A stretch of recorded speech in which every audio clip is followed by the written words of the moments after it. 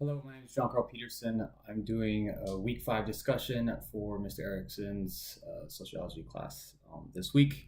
I picked question number 5, and the question is, why is inequality necessary according to Adam Ferguson and John Millar? And the following question is, how does how does their argument anticipate the free rider problem? And essentially, we're going to have to go through parts of those questions. One being inequality, and the other one being a free rider. So, social equality is, by definition, the condition in which there's no difference between each other in terms of power, assets, social status, you name it. So that is essentially saying that that's what we don't need.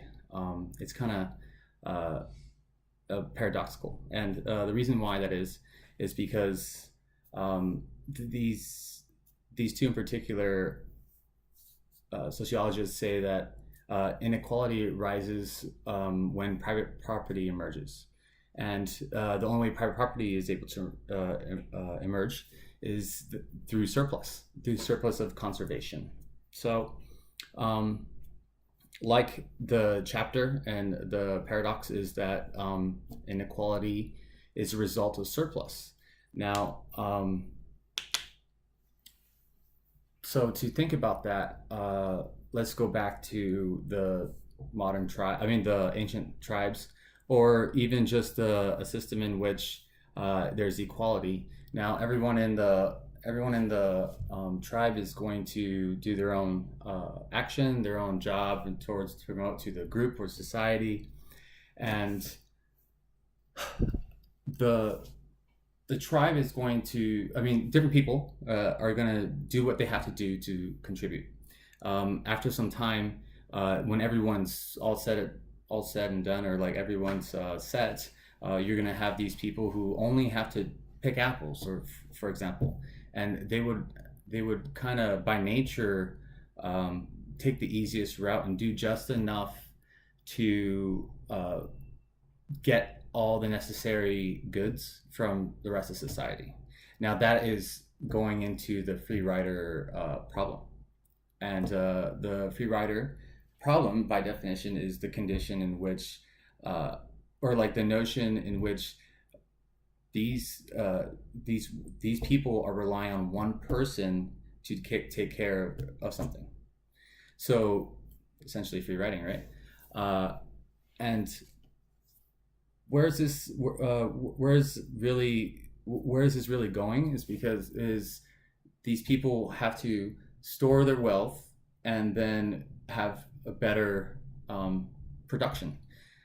So if they're sharing all their wealth with each other, then there's only so much production necessary for the society. But when you're able to harness or reserve or conserve all these resources and stuff, you can then have a surplus in which you can buy assets. And so when you have this differential between the two, you see that if you're able to collect and store assets when it does happen, that the lower class, so to speak, class, or the people who without wealth can see that there's a desire to attain wealth or surplus through property. So the only way this private property can happen, or just accumulation of wealth, which would also equal inequality.